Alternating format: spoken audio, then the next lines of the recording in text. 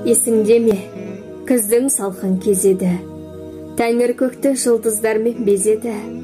Желіменен танысқан ек сонда біз, уақыт шіркін желдей болып еседі. Екеуміз де жасыл қала тараздан, жандар едік көңіліміз жарасқан.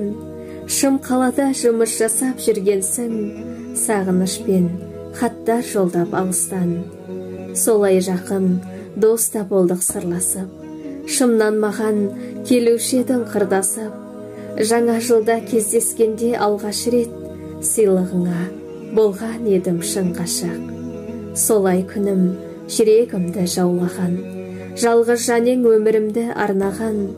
Екеуміздің кіршіксіз пәк сезімге, қызығардай жұптар едік бар ғалам.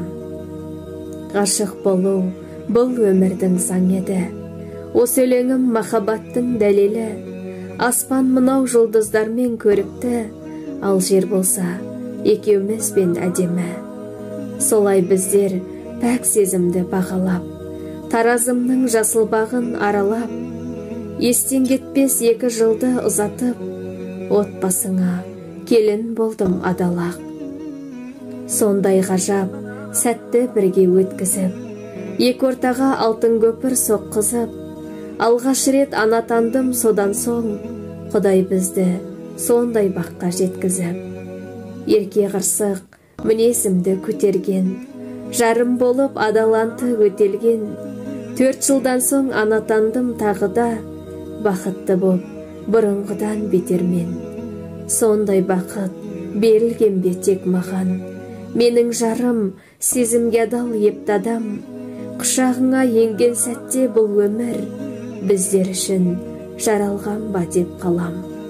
Соған міне толды бүгін 8 жыл, ажырамас жандардаймыз егіз бір.